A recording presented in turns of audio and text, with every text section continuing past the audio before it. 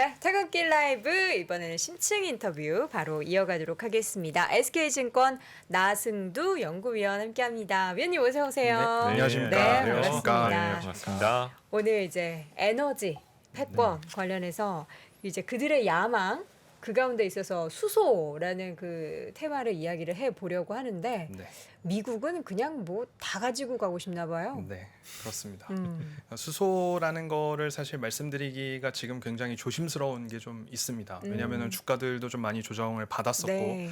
그리고 많은 투자자분들께서 걱정하시는 것 중에 하나가 수소라는 어떤 그런 이런 테마들이 정말 테마로 남고 수소에 대해서 집중하고 있는 국가가 우리나라로 그치는 거 아니냐, 약간 이런 식의 우려들도 많이 하셔요. 그리고 투자자분들께서 사실은 가장 좋게 쉽게 이 어떤 산업이 성장하고 있다라는 거를 직접적으로 목도할 수 있는 방법은 예를 들면 전기차가 우리 눈앞에 많이 돌아다니는 게 보인다든지 수소차도 아마 우리 눈앞에 보이는 게 지금 많이 뭐 늘어나긴 했습니다만 더 많이 늘어나게 되면 아 정말 수소차 시장이 성장을 하고 있구나 이렇게 생각을 하실 텐데 이제 그런 부분들이 조금 더뎌지다 보니까 수소가 정말 성장하는 게 맞을까 아니면 뭐 허황된 이야기를 하는 건 아닐까 뭐 여러 가지에 대한 우려들이 좀 공존하고 있는 그런 상황이기도 해서 네. 뭐 말씀드리는 게 조금 조심스러운 상황이긴 한데 뭐 미국이나 유럽이나 주요 선진국들을 중심으로 해서 수소라는 것이 우리나라만 관심 있는 게 아니라 다른 주요 선진국들도 오래전부터 관심을 가져왔던 어떤 그런 주제들이고 그리고 또 뭐 코로나라든지 그리고 우크라이나 전쟁이라는 걸 거치면서 그거에 대한 관심이 조금 더 커져서 이 수소라는 게 하나의 산업으로 성장 섹터로 자리매김할 수 있는 그런 환경들이 충분히 조성되고 있다라는 것들을 오늘 좀 말씀드리고 싶어서 나왔습니다. 네. 네, 가장 중요한 게 최근 이 에너지나 이런 부분에서는 미국이 뭔가 막 제도적으로라던가 이런 내용들이 워낙 많다 네. 보니까 미국에서 보는 이런 이 수소 산업에 대한 정책 방향이나 이런 것들은 그렇게 많이 들어본 기억은 없거든요. 네. 그래서 그 내용 중심으로 조금 먼저 내용을 설명해 주시면 좀 보탬이 될 것 같은데요. 네, 사실 제가 자료를 좀 준비해 온 게 있는데요. 네. 이 페이지를 일단 좀 같이 보시면요. 네. 미국이 결국 수소에 대한 관심을 갖는 것도 에너지 패권 국가로서의 야망이 있었기 때문이다라고 좀 말씀을 드리고 있고요. 이 에너지 패권 국가에 대한 야망을 꿈꾸게 된 시점을 굳이 꼽자면 아마 그 오일 쇼크 파문들이 좀 있을 때부터 미국이 이제 에너지로부터 좀 독립해서 자율성을 가질 수 있는 방법이 무엇이 있을까에 대한 고민을 좀 했다라고 그렇게 생각을 하고 있고요. 그러다 보니까 1970년대 초부터 미국이 수소 에너지 협회라는 것도 만들기도 했었고 그리고 지금은 많이 알려져 있지만 미국 에너지부라는 것도 77년도에 만들어졌었던 그런 사례들이 있거든요. 그리고 또 재밌는 거는 2002년도에 접어들면서 이제 수소 연료전지 자동차 개발 프로그램 보통 이제 프리덤 카라고 알려져 있는데 이런 프로그램들도 좀 시행을 했었고요. 2003년도에는 12억 달러 규모로 수소 에너지 사업을 우리가 추진하겠다라는 그런 투자 계획도 밝힌 적이 있었는데 재밌는 거는 이때 당시가 이제 부시 대통령 시절 공화당 정권 시절이었단 말이죠. 그럼에도 불구하고 수소에 대해서 이렇게 적극적으로 이야기를 했던 것은 뭔가 눈에 보이지 않는 그런 패권 경쟁이 있었다라고 좀 말씀들을 드리고 있고요.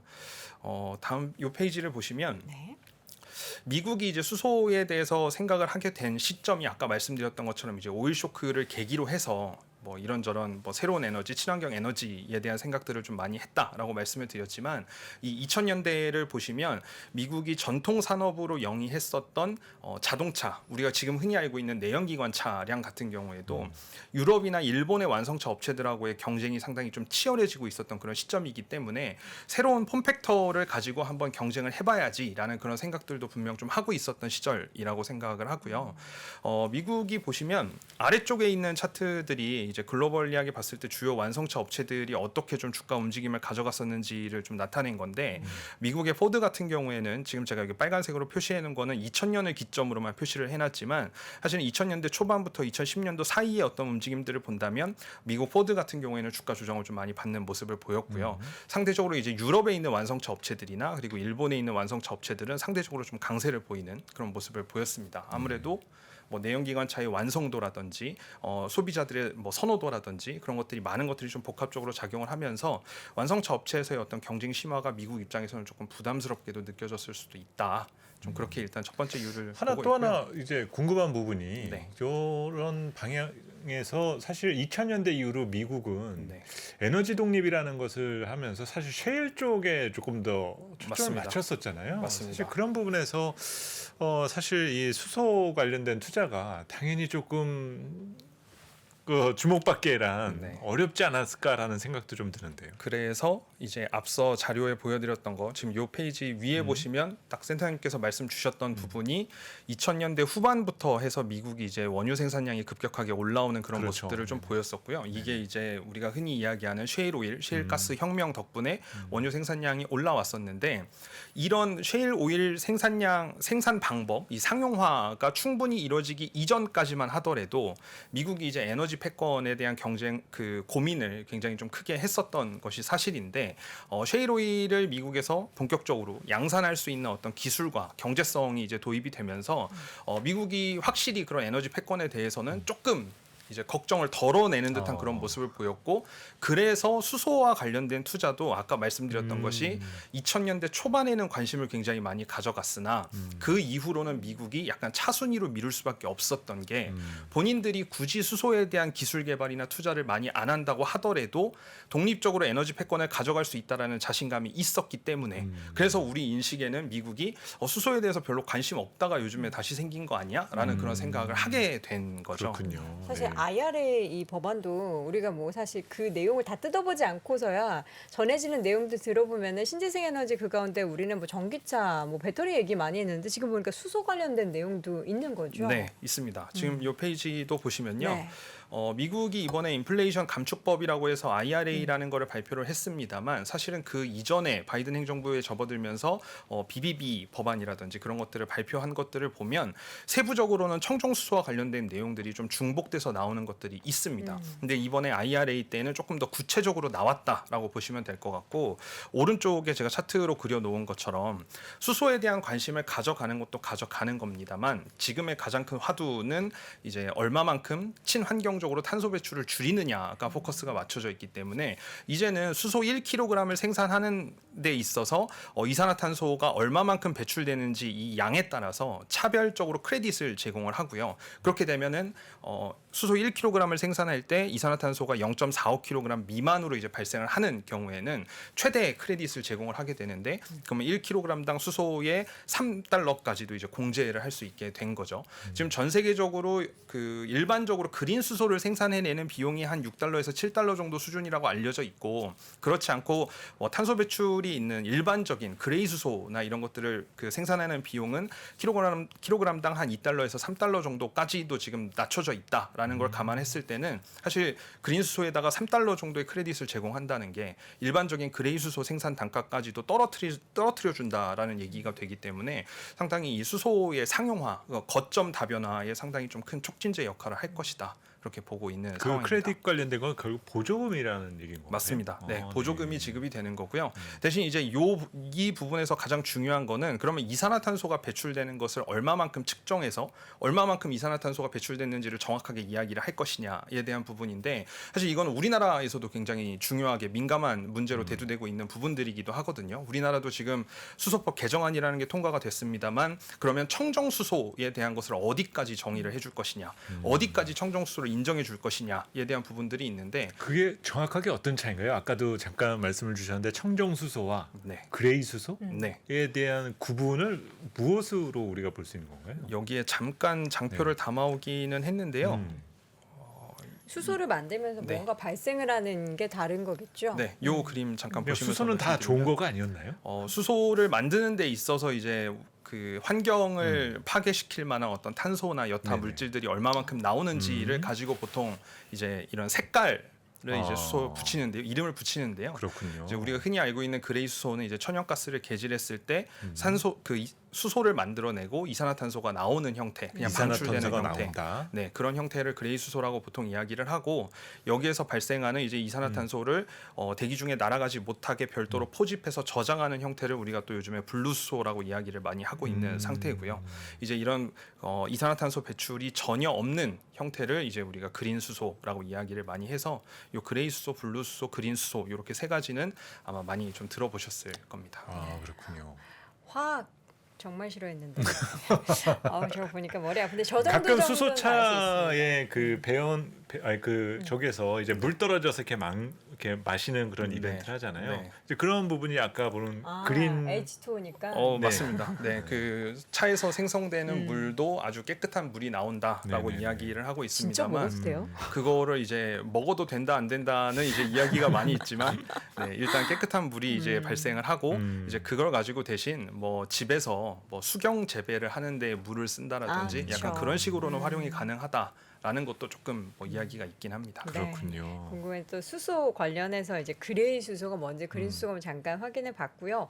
미국뿐만 아니라 뭐 일본도 그렇고 유럽도 그렇고 다들 뭐 수소 쪽에 일단 뭔가 움직임이 있는 것 같긴 해요. 네. 네. 일본을 봐야 되는 이유는 우리나라가 일본과 상당히 유사한 형태를 띠고 있기 때문입니다. 지리적으로도 그렇고 그리고 또 이제 뭐 일상 생활과 관련된 부분들도 우리나라와 일본이 또 문화적으로도 그렇고 뭐 다른 듯 비슷한 부분도 좀 있어가지고 일본에 대해서 말씀을 좀 드리고 있긴 한데 요 페이지도 같이 보시면요.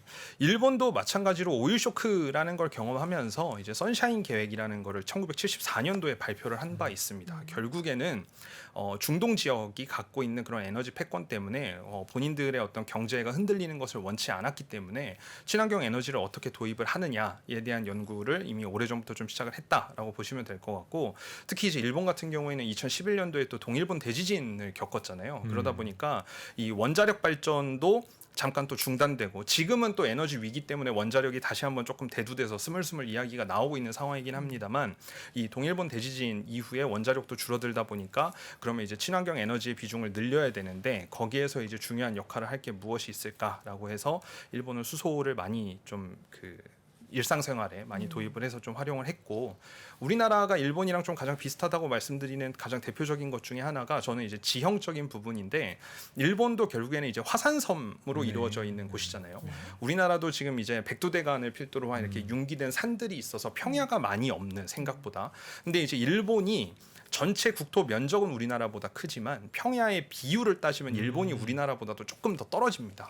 그 정도인가요? 생각보다. 그러니까 우리나라가 뭐 예를 들어 전체 100이라고 한다면 이제 평야 면적이 한 30 조금 넘는 수준이라고 한다면 일본은 뭐 한 27, 26 요 정도 수준이기 때문에 평야 면적이 그렇게 넓지 않습니다. 이 이야기는 어떤 거냐면 뭐 예를 들면 태양광 패널을 깔아서 태양광으로 발전을 할 수 있는 어떤 그런 공간적인 여유가 부족하다라는 걸 수도 있고요. 뭐 산지 같은 경우에는 당연히 태양광 패널 같은 걸 깔기 위해서 비용이 더 많이 들어가게 될 거고요. 그렇다 보니까 일본도 수소라는 거를 이제 에너지원으로 도입을 하기는 할 건데 이제 우리나라도 지금 우리나라에서 직접적으로 친환경 에너지의 효율을 높여서 수소를 만들어내는 게 조금 어렵다 보니 일본도 이제 해외 쪽으로 눈을 돌려서 해외에서 싸게 수소를 생산해내서 도입할 수 있는 방법이 무엇이 있을까 이런 것들에 대한 고민을 열심히 하고 있거든요. 이런 부분들은 우리나라도 분명 좀 생각해 봐야 되는 고민해 봐야 되는 부분이라고 생각을 해서 일본의 정책들도 상당히 좀 중요하게 지켜봐야 된다라고 말씀을 드리고 있습니다. 네. 유럽은 어떨까요? 유럽 같은 경우에도 유럽도 수소에 대해서 우크라이나 전쟁 이후에 굉장히 관심이 높아진 것처럼 느껴지실 수는 있습니다만 유럽도 이 장표 보시면서 좀 말씀을 드리면요. 2003년도부터 유럽도 수소 로드맵을 발표를 한 바가 있습니다. 2006년도에도 또 대규모 투자를 하겠다라고 밝혔었고요.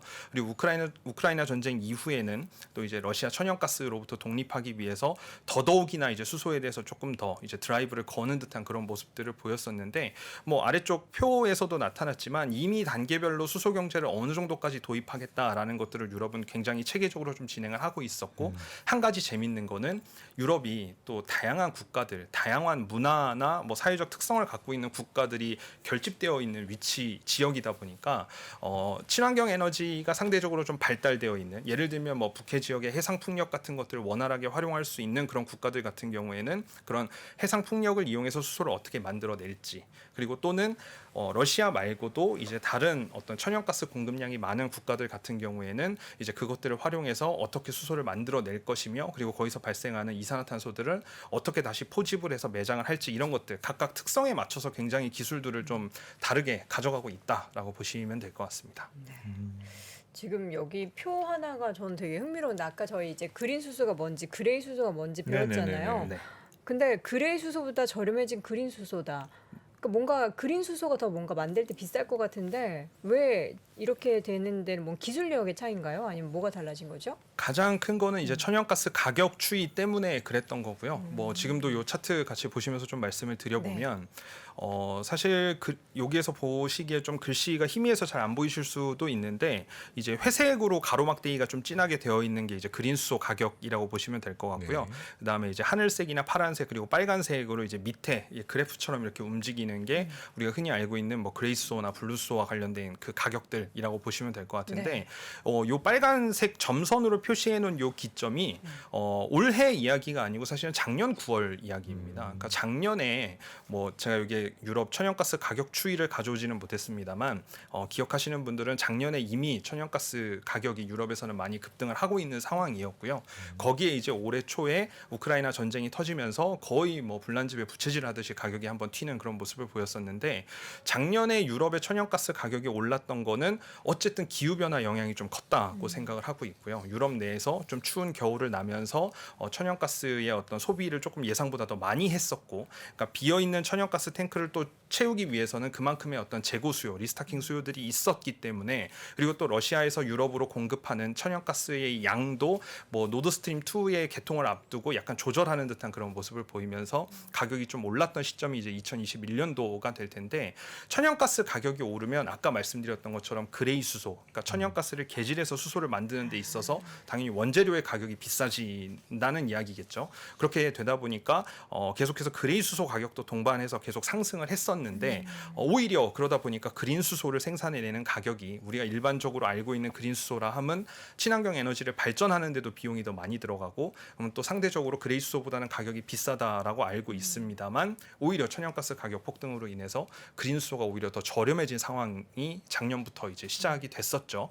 그러다 보니까 이게 올해 이제 우크라이나 전쟁을 맞이하면서 또 천연가스 가격이 급등하다 보니까 유럽 지역에서는 이럴 바엔 차라리 빨리 그린 수소로 넘어가는 게 유리할 것이다. 라는 판단을 좀 한 걸로 보이고요. 그래서 더더욱이나 이제 해상 풍력 또는 뭐 육상 풍력 또는 뭐 유럽 내에서의 원자력과도 이제 연계해서 수소를 만들어내는데 그리고 수소를 그 공급하는 인프라를 구축하는데 조금 더 이제 드라이브를 걸자 약간 이런 움직임들이 계속해서 나오고 있는 상황입니다. 근데 이렇게 되면 그 수소와 관련된 그 원재료가 무엇이냐와 생산 방식에 대한 부분 등의 시나리오를 세워야 되겠네요. 맞습니다. 예. 네. 원재료 가격이 얼마만큼 왔다 갔다 하는지 네. 여기에서의 중요한 건 아까 천연가스 가격도 말씀을 드렸지만 얼마만큼 친환경 에너지를 저렴하게 생산해낼 수 있는지에 대한 부분도 굉장히 중요할 거고요. 그리고 이제 수소를 만들어내는 데 있어서 뭐 천연가스 개질을 하는 데 있어서의 어떤 개질 효율이라든지 또는 이제 물을 전기분해해서 만드는 데 있어서 들어가는 이제 수전의 설비의 효율이 얼마나 좋아지는지에 대한 내용들이 반드시 중요하게 대두될 수밖에 없습니다. 자, 해외 사례들은 어떻게 여기까지 정리를 해보면 되겠죠? 네. 우리나라는 어떤지 보는 게 사실 뭐 지난 정권부터 계속 수소 경제 하면서 이야기를 참 많이 했었고 전기차보다 오히려 수소차에 더 집중하겠다라는 얘기도 있었는데 사실 올해는 그 얘기를 구체적으로 들어본 기억이 별로 없어요. 네. 네. 앞에서 계속 말씀드렸던 건 네. 이제 수소에 대해서 우리나라뿐만 아니라 이제 모든 글로벌 국가들이 이렇게 관심을 갖고 있습니다라는 걸 이제 말씀을 드렸다면 네. 이제는 우리나라가 그러면 언제부터 수소에 대해서 관심을 가졌고 그리고 우리나라가 얼마만큼 지금 현재 위치에 있는지에 대한 내용들도 한번 짚어보면 좋을 것 같긴 한데요. 지금 요 페이지 또 같이 보시면요. 네. 우리나라 같은 경우에도 이미 오래전부터 신재생 에너지 법이라는 것이 있었고요. 뭐 1988년도부터 이런 그 법안들이 좀 마련이 됐었습니다. 이때부터 이제 태양광이나 풍력 그리고 바이오 에너지를 활용한 어떤 이런 신재생 에너지를 적극적으로 장려하자라고 이야기를 계속 했었는데 우리나라 이제 수소 연료 전지에 대해서 좀 상용화에 기반이 될 수 있었던 어떤 그런 포인트를 꼽자면 저는 이제 2004년도에 있었던 이 수소 연료 전지 사업단이 출범했다라는 거, 이 부분이 상당히 좀 중요하게 볼 만한 포인트라고 생각을 하고요. 이때는 배경적인 설명을 조금 잠깐 하자면 교토의정서라는 것들이 이제 곧 네네. 발효를 앞두고 있었던 시점이었고 이미 선진국들을 중심으로 해서 온실가스 배출량을 줄여야 된다라는 이야기들이 계속 있었는데 다행히 그때 당시에는 우리나라가 온실가스 의무 감축 대상국에는 포함이 안 되어 있었던 상태였죠. 하지만 지금 이제 2020년도부터 발의가 됐던 파리기후 협약 같은 경우에는 우리나라뿐만 아니라 전 세계 200여 개가 넘는 국가들이 이제 참여해서 온실가스를 감축하기 위해서 이산화탄소를 감축하기 위해서 그런 움직임들을 내용들을 가져가고 있는데 우리나라도 그때 당시를 돌이켜 보면 곧 이제 우리나라도 선진국 대열에 접어들게 될 것이고 그만큼 온실가스를 줄여야 될 필요성이 있다라는 거를 느끼고 있었을 때이기 때문에 어떻게 하면 그러면은 에너지로서의 자립할 수 있는 방법이 뭐가 있을까? 에 대한 고민을 많이 했던 그런 상황이고요. 그러다 보니까 그때 이제 만들어졌었던 수소 연료전지 사업단이라는 게 그때 이제 좀 기술 토대를 잘 마련을 하고 해외에 좋은 기술들은 도입하고 우리나라 국산화할 수 있는 부분들은 국산화하는 그런 과정을 거쳐서 지금의 우리나라 수소 경제의 토대가 좀 됐다 이렇게 말씀을 드리고 있습니다. 지금까지 흐름을 이렇게 쭉 역사적으로 지켜봤을 때는 그럼 우리는 뭐 지금이 어느 정도 수준에 와 있다고 생각하면 되는 거예요, 위원님? 수소 경제 우리나라가 직관적으로 이제 따지면 저희가 좀 뒤처진 상태인가요? 아니면 조금 앞서간 상태인가요? 앞서 있는 상태라고 감히 말씀드릴 수 있을 것 같은데 이 부분이 또 굉장히 아이러니한 부분들이 있습니다. 그런가요? 왜냐하면은 뭘까요? 제가 수소와 관련된 부분에 있어서는 우리나라가 뭐 퍼스트 무버입니다. 따라가서 뭐 이렇게 뭐 1등을 따라잡는 패스트 팔로워 전략을 취할 게 아니라 우리나라는 지금 수소와 관련돼서는 지금 이미 먼저 선두적으로 움직이고 있는 퍼스트 무버이기 때문에 이런 거를 조금 더 계속해서 강조하고 강화시킬 필요성이 있습니다라고 말씀을 드리면 많은 투자자분들이 약간 그 퍼스트 무버에 대한 단어에 그거 리스크를 굉장히 강조를 많이 하세요. 괜한 짓 하다가 차라리 패스트 팔로워가 낫다 이렇게 말씀을 하시지만 그래도 지금 여기 장표를 한번 같이 보시면요. 수소에 대한 이야기를 할 때 어쨌든 이 수소를 활용하기 위해서 연료전지라는 게 필요하고 그 연료전지를 크게 이제 발전용 그리고 우리가 흔히 이야기하는 수소차에 들어가는 연료전지차 이렇게 두 개를 구분해서 좀 보는데 위쪽에 있는 그림 중에서 왼쪽 오른쪽에서 모두 확인을 해보실 수 있듯이 우리나라가 전 세계 발전용 연료전지 시장 중에서도 가장 큰 규모의 시장을 가지고 있는 나라고요. 그리고 연료전지차 같은 경우에도 뭐 지금 전 세계적으로 상용화돼서 판매되고 있는 수소 연료전지차는 사실 현대차의 넥소와 도요타의 미라이라는 모델 두 모델이 거의 유의한 상황이기 때문에 원래는 이제 혼다도 이제 브랜드가 있었습니다만 그거는 약간 좀 소강 상태에 접어들었고 그렇게 두 개의 브랜드가 거의 글로벌 시장을 좀 장악하고 있는 그런 상황이기 때문에 우리나라가 전체적인 어떤 시장 규모만 놓고 본다면 지금까지는 1위 자리를 놓치지 않고 있다. 좀 이렇게 말씀을 드릴 수 있을 것 만대 같습니다. 정도 판 건가요? 누적으로는 10,000대 이상 판매가 됐습니다. 누적으로는 더 될 거고. 네. 이 전체적으로 이제 규모 자체가 크지 않다 보니까 이렇게 아무리 파이가 커도 실질적으로 숫자로 들어보면은 이거밖에 안 된다고? 네. 그렇게 생각하실 수 주변에서 있습니다. 수소차 우리가 상용 뭐 사실 상용은 상용은 보기는 어렵고 이제 저는 이제 버스나 출퇴근 뭐. 시간에 이제 국회 앞을 자주 지나다니니까 거기 가면 이제 충전소가 따로 거기 있잖아요. 네. 근데 보면 항상 충전하는 차들은 보여요. 있어요? 항상 보이는데 이제 그게 이제 얼마나 될까? 그게 이제 체감할 정도냐라는 것은 조금 거리는 있죠, 아무래도. 이게 뭔가 이제 근데 그래도 우리가 앞서 나가는 부분이 있다라는 거는 조금 그래도 기분 좋은 얘기이긴 한데요. 굉장히 기분 좋은 이야기이고 네네. 그리고 또 수소에 대해서 이야기를 드리는 부분들이 단순히 이제 발전용 연료전지 시장, 뭐 수소차 이런 것들보다도 친환경 에너지와의 어떤 그런 그 콜라보라고 할까요? 이렇게 네네네. 호환될 수 있는 부분들. 저는 아까 그 그림 한번 다시 보여줬으면 좋겠어요. 그 장표에서 그레이 네, 수소하고 그린 그린 수소. 수소 부분에 원료가 되는 부분을 네. 딱 보니까 저도 잘 몰랐었던 그레이 부분인데요. 수소는 천연가스, 그린 네. 수소는 재생에너지. 재생에너지잖아요. 원료가. 결국은 재생에너지 시장이 커지면 커질수록 그린 수소. 시간이 지나면 결국은 수소 분야의 발전으로 바로 자연스럽게. 이어질 수밖에 없는 거 아닌가요? 맞습니다. 예. 그래서 그 부분에 대해서 많이 말씀을 드리고 있고 수소라는 것을 다른 친환경 에너지랑 대체제로 생각하지 말자라는 그러니까 같은 연장선에서 봐야 된다는 네, 거잖아요. 네. 그러니까 부족한 근데 부분들을 이 투자자분들이 이런 게가 좀 어쩔 때 있어요. 우리는 뭐 전기차냐 수소냐 이런 약간 좀 선택의 개념. 맞아요. 이런 식으로 하다 보니까는 앞으로 전기차가 대세래 그러면 수소는 아니다. 약간 이런 식으로 선을 그어버리는 경향들이 그렇게 있거든요. 되는 이유가 뭐 그렇게 선을 긋는 거는 사실 개인 투자자분들이 무조건 선을 긋는 게 아니라 이게 업계에서 그렇게 뭔가 현대차가 우리는 수소 쪽으로 더 가겠다 이런 식으로 얘기하니까 그럼 전기차는 아닌가? 근데 실질적으로 전기차가 더 뭔가 빨리 상용화되고 충전소도 그렇고 인프라도 더 빨리 확충됐는데 수소 충전소 만들려면 엄청 비싸다며 그렇죠. 저거 돈도 많이 위험하다며 들고. 뭐 네. 이런 얘기 너무 많아가지고 자연스럽게 그게 뭔가 나눠지는 것 같아요. 이제 자동차만 놓고 본다고 음. 한다면 사실은 전기차냐 수소차냐 둘 중에 하나를 가지고 선택하기에는 조금 어려운 부분들이 있고요. 네네. 그리고 지금 기술력이나 이런 것들 가지고도 여러 가지에 대한 이제 논쟁들이 있습니다만 일단 전기차가 우리가 지금 현재 목도할 수 있는 차량 중에서는 좀 숫자가 상대적으로 수소차보다 많다 보니까 전기차가 약간 좀 더 앞서가고 대세로 자리매김하는 거 아니냐라는 그런 이야기들이 있을 수 있는데 수소차 같은 경우에는 일단 상용 시장 같은 경우에는 분명 좀 압도적인 경쟁력이 있을 거다라고 보고 있고요. 물론 이 부분도 계속해서 논란이 되고 있긴 합니다. 왜냐하면 전기차의 배터리 성능이 좋아지고 주행 거리가 길어지게 되면 수소차가 갖고 있는 그 주행 거리의 장점들을 이제 전기차도 따라잡을 수 있을 것이다에 대한 어떤 그런 부분들도 있긴 한데 그렇게 따지면 수소차 같은 경우에도 이제는 차량에 단순히 고압 수소를 싣는 게 아니라 액화 수소를 도입한다라든지 지속 가능한 주행 거리를 더 늘린다든지 그리고 더 많은 무게를 싣고라도 더 멀리까지 갈 수 있는 그런 기술들을 이제 서로 계속해서 개발해서 내놓고 있는 상황이기 때문에 어느 게 맞다고 말씀드리기에는 조금 어려울 것 같고요. 뭐 굳이 비유를 하자면 이제 정확하게 맞는 사례는 아닙니다만 저희가 이제 내연기관 차량 같은 경우에도 뭐 가솔린이냐 경유냐를 선택할 수 있는 어떤 그런 부분들처럼 아마 무공해 차량이라는 범주 내에서 놓고 봤을 때도 전기차냐 수소차 본인들이 이제 주행을 할 때 짧은 거리를 많이 주행을 하느냐 또는 이제 중장 거리를 조금 다녀야 되느냐 무게를 얼마만큼 싣고 다니느냐 뭐 이런 것들에 따라서 선택의 문제인 거지 뭐가 맞고 틀리다의 문제는 아니라고 이렇게 좀 말씀을 드리고 있습니다. 향후 좀 중장기적으로 봤을 때 우리가 사용하게 되는 에너지원의 그 비중은 어떻게 좀 전망이 되나요? 그것도 지금 말씀드리려고 좀 준비를 해왔는데요. 지금 말씀드리고 있는 그러니까 수소가 대체제가 아니라 상호 보완할 수 있는 역할을 해준다라는 내용과도 좀 일맥상통한 부분들이 있을 텐데요. 이것도 지금 준비해온 차트를 좀 보시면서 말씀을 드리면요. 네.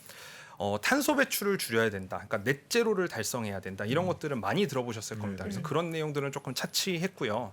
결국에 이제 탄소 배출, 그러니까 순탄소 배출을 줄이는 넷제로를 달성하기 위해서는 발전원별로 비중이 어떻게 되는지에 대한 차트가 이제 왼쪽에 있는 차트인데 2020년도 하반기를 기점으로 해서 우리가 잘 알고 있는 태양광이나 풍력이 주요한 어떤 발전원으로 이렇게 등극한다라는 내용들은 아마 모두가 공감을 하실 겁니다. 근데 이제 시간이 조금 더 지나면 지날수록 하이드로 파워라고 표시되어 있는 수소 쪽도 계속해서 좀 따라 올라오는 번째예요? 모습을 보실 수가 있죠. 근데 이런 부분들은 어떤 부분들이냐면 조금 전에 그 그림에서 저 꺾여 내려가고 있는 건 어떤 거를 뜻하는 거죠? 꺾여 내려가고 있는 원유 거는 아닐까, 더 원유? 이상의 이제 발전원으로서의 화석 역할을 원료들인가요? 많이 하지 못하는 갈색. 탄소 배출이 있는 그런 뭐 천연가스, 석탄 해서. 이런 것들이 그런 이제 것들이 이제 2030년이 되면 네. 이제 사라진다. 굉장히 줄어든다. 줄어든다. 줄어든다. 보시면 될 것 같습니다. 사라진다는 좀 과격하고. 네. 아, 이렇게 되는 게 이제 전반적인 업계의 전망인 거죠. 근데 이게 풍력과 전혀 태양광.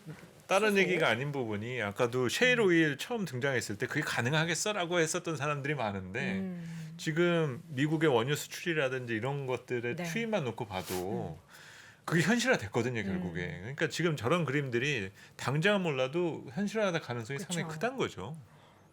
충분히 가능합니다. 네네. 그러니까 우리가 자동차로만 봤을 때는 수소하고 물음표를 던지겠지만 이제 그냥 우리가 쓰는 에너지원을 두고 봤을 때는 굉장히 비중이 커질 수밖에 없는 분야가 수소다라고 하는데 그럼 우리가 이제 어느 방향으로 계속 그럼 수소에 대해서 생각을 해야 되는 거예요? 뭘 봐야 되는 거예요?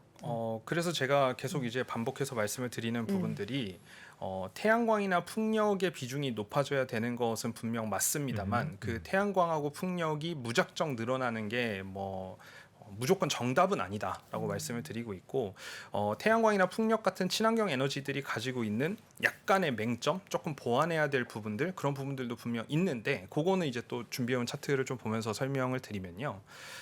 태양광이나 풍력 같은 친환경 에너지원들 같은 경우에는 지금 우리가 사용하고 있는 일반적인 어떤 기저발전원들과는 조금 다르게 우리가 정말 전기를 갑자기 많이 사용을 해야 될 때 발전량을 빠르게 끌어올릴 수 없다라는 그런 단점들이 있습니다. 뭐 예를 들면 갑자기 우리나라 같은 경우에는 장마철에 태양광 발전을 이용을 하고 있는데 오히려 에어컨은 더 많이 사용을 하니까 전기 사용량이 더 늘어나겠죠.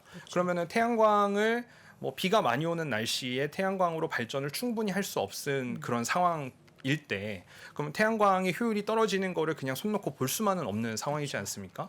또는 이제 풍력 같은 경우에도 바람이 일정하게 계속 꾸준하게 불어주면은 다행인데 바람이 언제 어디에서 어떻게 불지에 대한 거를 정확하게 예측하기는 조금 어렵기 때문에 분명 친환경 에너지는 아직까지는 좀 간헐적인 발전이라는 어떤 그런 단점들을 좀 갖고 있습니다.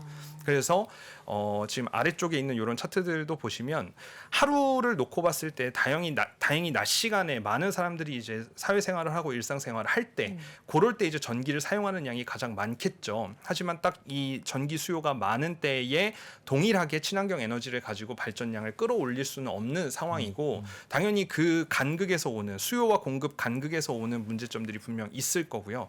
그래서 이제 많은 친환경 에너지를 추구하는 회사들은 아예 기저발전, 이 친환경 에너지의 어떤 그런 발전 수준을 우리가 흔히 사용하는 어떤 그런 평균적인 어떤 그런 전력 사용량보다 더 많이 이제 끌어올려야 된다라고 이야기를 하고는 있습니다만 이런 그 간헐적인 부분들이 우리가 흔히 알고 있는 이 전력 개통망 그리드에 주는 네네. 어떤 그런 과부하나 문제들이 상당히 좀 많이 대두될 수가 있거든요. 그래서 그런 부분들을 보완할 수 있는 부분들이 보통 ESS와 수소가 거론이 많이 되고 있습니다.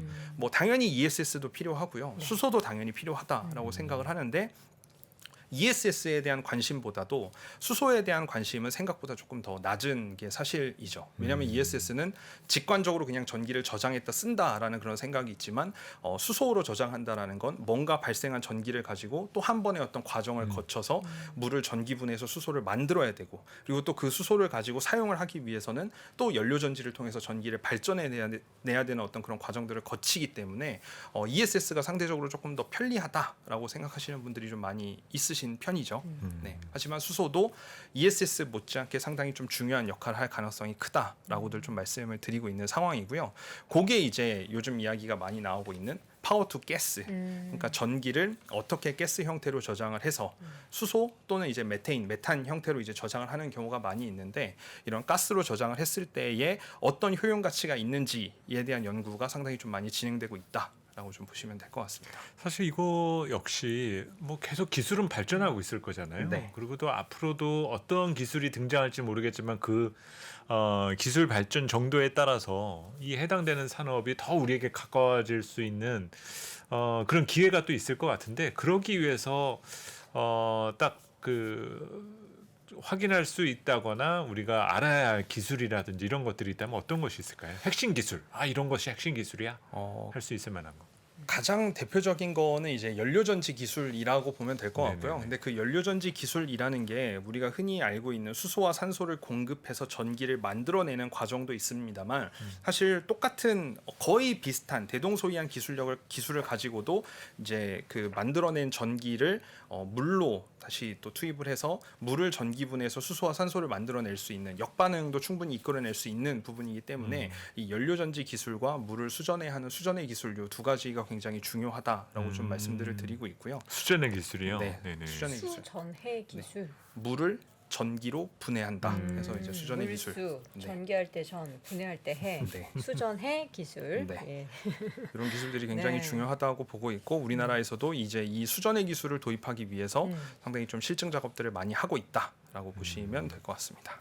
이 기술 관련해서 지금 여기 그림 준비해 주셨잖아요. 수전의 종류별 수소 생산 방식 해가지고 다 어디서 많이 봤던 뭐 H2, 뭐 O2 뭐 이렇게 나오는데 무슨 소리인지 하나도 모르겠는데 이걸 좀 간단하게 좀 설명해 주실 수 있나요? 네, 요거는 네. 지금 차트 보면서 좀 보시면 될 것 같은데요. 이제 모든 메커니즘은 동일합니다. 네. 뭐 당연히 저보다도 훨씬 더 뛰어난 기술자분들께서 이제 이런 거에 대해서는 뭐 더 자세히 설명을 해주실 수 있겠지만 크게 이제 지금 수전의 기술이라고 알려져 있는 게 이제 크게 네 가지로 이제 구분이 된다라고 네. 말씀을 드리고 있는데 우리가 흔히 알고 있는 연료전지 방식과도 거의 뭐 대동소이합니다. 그러니까 뭐 예를 들면 자동차에 들어가는 연료전지가 우리는 이제 PEMFC 이런 식으로 부르는 연료전지가 있는데 그거를 이제 역반응을 일으켜서 수소를 만들어내는 수전의 기술이 이제 PEMIC라고 부르는 어떤 그런 그 장비라고 보시면 될 것 같고요. 그리고 또 그 전기를 만들어내는 어떤 그런 연료전지 중에서도 요즘에 이제 새롭게 그 발전 효율이 높은 어떤 그런 연료전지라고 대두되고 있는 것들이 뭐 SOFC 그런 연료전지들이 있는데 그거에 대한 어떤 그런 역반응을 활용해서 이제 또 수소 수소를 만들어내는 그 수준의 설비가 이제 SOEC 형태다라고 보시면 될 것 같고요. 여기에 있는 네 가지 기술이 굉장히 뭐 각각의 장단점이 있습니다만 결과적으로는 이제 물에다가 전기를 투여를 했을 때 어떻게 하면 수소와 산소를 분리시켜서 얼마만큼 수소를 잘 효율적으로 만들어낼 수 있게 하느냐. 그 분리막 기술과 전해질 기술이 어떻게 차이가 있느냐, 그 차이만 있다라고 생각하시면 뭐 좀 보기 편하실 겁니다. 저 네 가지 중에는 위에 두 가지만 지금 상용 기술이라고 말씀하신 부분이고 아래쪽에 있는 것들도 지금 상용을 위해서 연구 개발은 계속 하고 있는 그런 상황이고요. 네, 아직까지는 현장에서 사용되고 있는 것들은 위에 있는 두 가지가 뭐 상용화돼서 좀 현장에서 목도할 수 있다.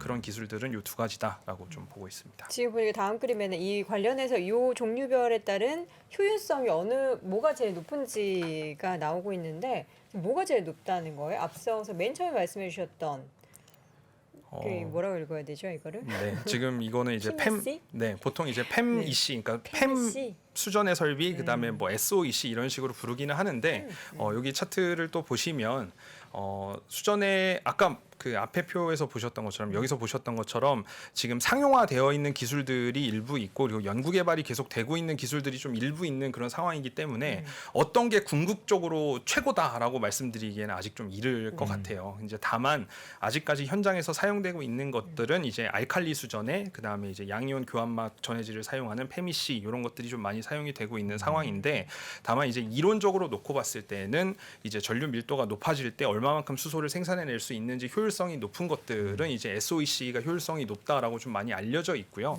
그리고 이제 페미C 이름은 여기에서 뭐 SOEL 또는 SOEC 이런 식으로 표현이 조금 다르긴 합니다만 보통 알고 있는 이런 페미C 같은 경우에는 이제 뭐 전류 밀도 대비해서 효율성이 계속해서 그 전류 밀도가 높아지면 높아질수록 수소 생산에 대한 효율이 좋은 거는 SOEC고 이제 페미C 같은 경우에는 상대적으로 좀 크기를 좀 최소화할 수 있다라든지 축소할 수 있다라든지 각각의 좀 일장일단이 있어가지고 지금 어느 게 최고의 기술력이다라고 딱 단언해서 말씀드리기에는 조금 어려운 상황이다라고 좀 볼 수 있을 것 같습니다. 실제 이런 수전의 기술 이런 거를 보유하고 있는 기업들이 대기업이 맞나요? 아니면 뭐 중소형 기업들이 가지고 있나요?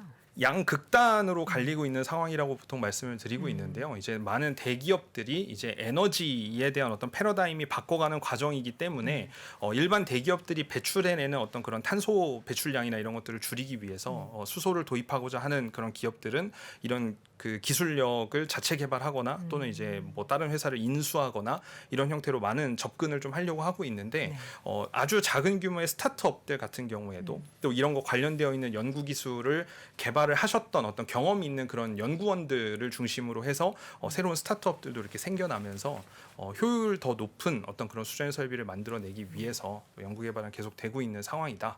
라고 보시면 될 것 같습니다. 수소에서 가장 중요한 기술은 수전해 기술이다.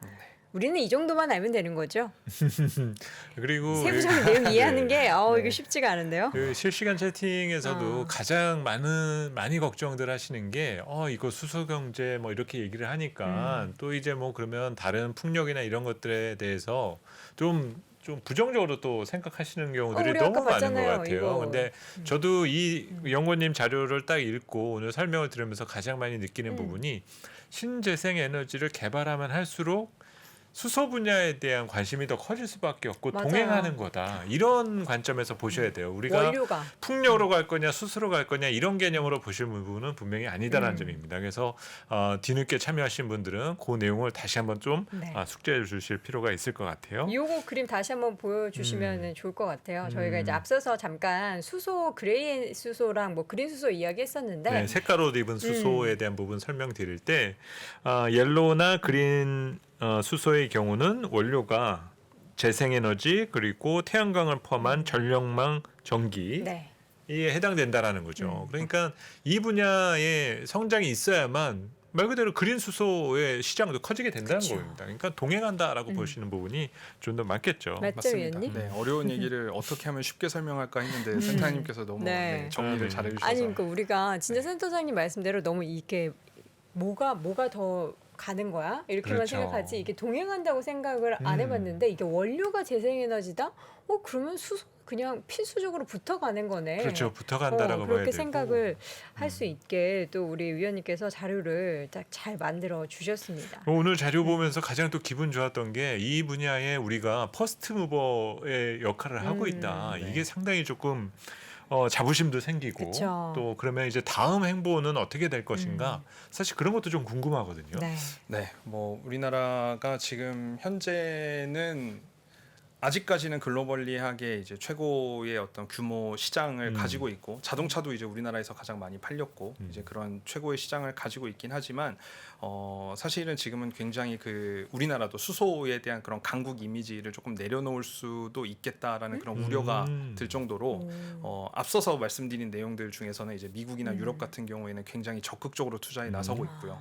근데 상대적으로 우리나라는 약간 조금 슬로우해진 느낌이 없지 않아 있습니다. 정책 환경의 약간의 변화? 맞습니다. 아, 근데 네네. 그게 이제 우리나라 같은 경우에는 다행히도 올해 5월달에 수소법 개정안이라는 게 국회를 통과하면서 올해 12월에 이제 시행을 앞두고 있는 그런 상황이긴 한데 약간 그런 과정에서 좀 과도기적인 시기를 겪다 보니까 뭐 발전용 연료전지라든지 뭐 수소차라든지 그런 쪽에 해당되는 어떤 정책들 중에서 아직까지는 명확하게 조금 해결되지 않은 부분들이 있고 조금 더 이제 구체적으로 가다듬어져야 되는 부분들이 조금 남아 있다 보니까 그런 부분에 있어서 약간 좀 시간이 걸리고 있다라는 거 이런 부분들이 조금 신경 써봐야 되는 부분이라고 좀 생각을 합니다. 네.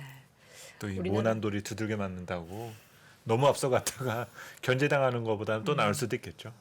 분명 그럴 수는 있는데 이제 우리나라 같은 경우에는 앞서 말씀드렸던 것처럼 이미 전 세계적으로 가장 큰 발전용 연료전지 시장을 가지고 있고요.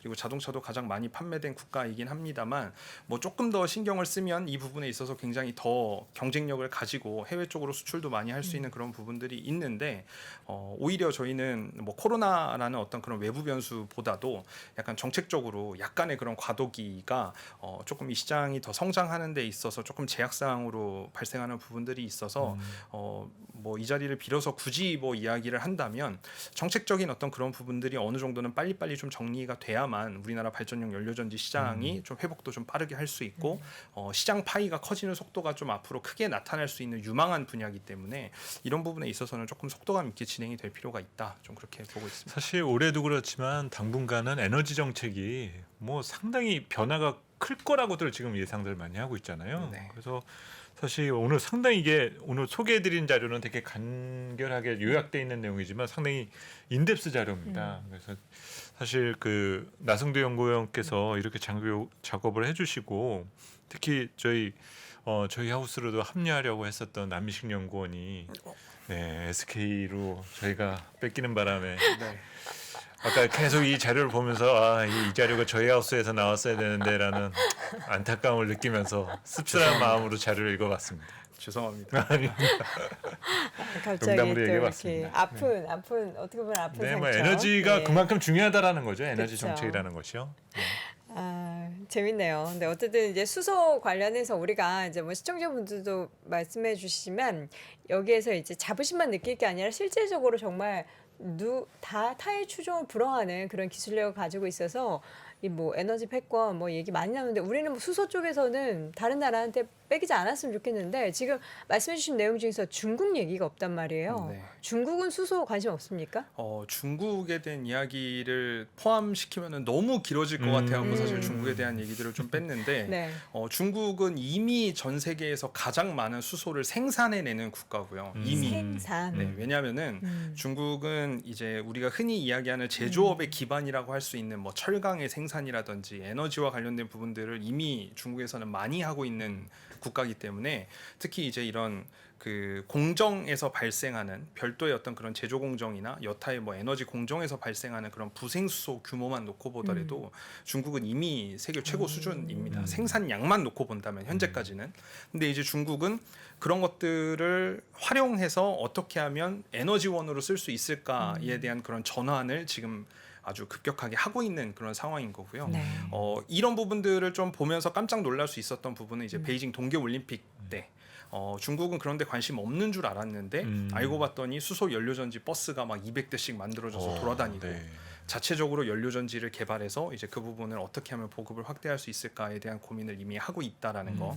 그리고 이거는 제가 지난번에도 3프로 TV 나왔을 때 이제 그 방산에 대한 이야기를 잠깐 했었는데 사실 방산뿐만 아니라 이런 에너지 같은 경우에도 전 세계 패권과 관련돼서 굉장히 중요한 이슈들이거든요. 근데 지금 중국 같은 경우에도 뭐 미국 같은 경우에는 사우디와의 어떤 그런 눈치 게임도 계속 되고 있고 그리고 그 틈바구니를 중국이 좀 끼어 들어가서 어떻게 하면 본인들 그리고 위안화의 어떤 영역을 좀 더 확대해 볼까 이런 얘기들을 좀 고민을 많이 하고 있는 그런 상황인데 그 가운데서 중국은 이제 수소와 관련돼서 경쟁력을 가져가려고 하는 움직임들이 조금씩 나타나고 있습니다. 뭐 중국이 이미 전기차 많이 팔리고 뭐 전기 오토바이 많이 다니고 그런 것들은 이미 알고 계시는 내용들이잖아요.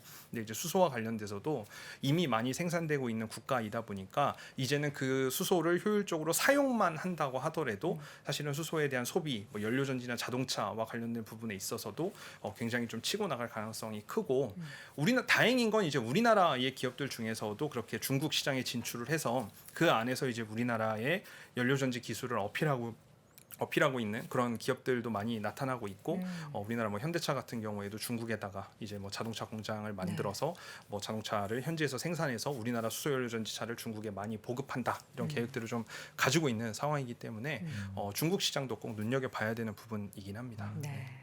지금 이제 수소 얘기하면 사실 이제 미국 주식 투자하시는 분들은 그 니땡땡 종목 얘기 많이 하잖아요. 네. 많이 질문 혹시 받으세요? 평소에 많이 지인들한테? 받습니다. 네, 많이 뭐라고 받습니다. 혹시 생각하십니까? 그거는 맞고 틀리고의 문제가 아니고 사실은 이렇게 좀 한번 생각해 보실 필요가 있어요. 어떤 거냐면 연료전지를 누가 처음부터 끝까지 개발하는 경우는 쉽지 않습니다. 그러니까 연료전지 차를 수소차를 처음부터 끝까지 개발하는 건 굉장히 어려운데 그거를 모듈화하려고 해서 어디서는 연료전지 기술을 도입하고 어디는 이제 완성차 업체의 기술을 도입해서 이것들을 잘 모듈화해서 상용 시장에다가 내놓으려고 하는 그런 시도 자체가 굉장히 저는 긍정적이었다고 생각을 하고요. 네, 그게 언덕에서 내려갔든 뭐 어떤 식으로 작동을 했건 그거는 이제 약간 좀 차치하더라도 그리고 이제 그런 부분들을 가지고 투자자들을 좀 기만했다라는 사실들은 분명 잘못된 거긴 합니다. 잘못된 건데 이제 그런 모듈화해서 그런 시장에 뛰어들려고 하는 그 기업들이 점점 늘어나고 있다라는 것들은 조금 눈여겨볼 만한 포인트라고 생각을 하고 있습니다. 시도가 훌륭했다. 그럼. 이제 그 다음 스텝을 밟는지 안 밟는지를 우리는 계속 지켜봐야 한다. 네. 예, 알겠습니다. 어떻게 수소 관련해서 혹시 뭐 오늘 못하신 이야기 사실 시간이 굉장히 부족했잖아요. 네. 마지막으로 한 말씀 어떻게 시간 조금 더 드리겠습니다. 네, 중간중간에 이제 자르고 이야기를 하다 보니까 네. 아무래도 좀 이렇게 부드럽게 전개가 안 되는 부분들도 있어서 좀 좀 혼란스러워 끊겼죠. 하시는 부분들도 분명히 네. 있으실 텐데 마지막으로 이제 뭐 주가에 대한 이야기를 조금 하고 이제 마무리를 하자면 제일 궁금해하실 거예요. 네. 국내 기업들이 이제 지난주까지만 하더라도 거의 뭐 52주 신저가를 기록하는 모습들을 네. 보였습니다. 근데 제가 이제 중간에 우리나라가 이제 정책적으로 뭔가 새로운 그 제도들이 빨리빨리 마련이 돼서 뭐 개선이 돼야 된다라고 말씀을 드리긴 했지만 이제 내년부터는 이제 청정수소 발전 의무화 제도라는 CHPS 제도들도 이제 시행이 될 예정이고요.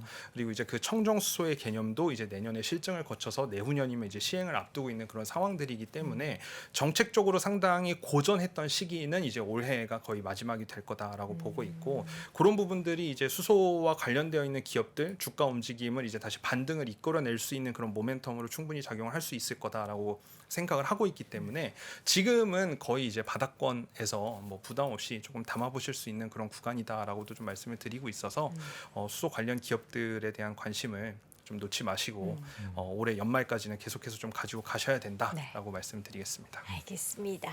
네, 지금까지 수소 관련해서 또 깊은 이야기 짧은 시간이었지만 저희가 깊은 이야기 나눠봤습니다. 이 시간 SK증권 나승두 연구위원 함께했습니다. 위원님 고맙습니다. 네, 감사합니다. 저희 3프로TV가 우리나라에서 가장 많은 데이터를 분석하는 송기령 부사장과 함께 미래대학 강의를 선보인 지가 벌써 1년이 지났습니다. 대기업의 임원진들과 기관의 큰 프로젝트로만 제공되던 깊이 있는 통찰을 최초로 온라인을 통해서 공개했었는데요. 여러분들이 보내주신 다양한 피드백을 바탕으로 한층 더 업그레이드해서 다시 돌아왔습니다. 3프로TV 미래대학 확장판. 현상은 벌어진 거고 함의는 그 안에 들어있는 이유란 말이죠. 예측 그러셨는데요. 예측이 아니라 이해입니다. 그렇게 가게 돼 있어요. 누구보다 먼저 사회 변화를 포착하고 자신만의 전략을 수립하시는 귀한 시간이 되실 겁니다. 11월 7일까지 구매하시는 모든 분들께는 송기령 부사장과 함께하는 토크 콘서트 참석의 기회를 드리겠습니다. 영상 하단의 링크를 클릭하시거나 네이버에서 3프로TV를 검색해 주세요.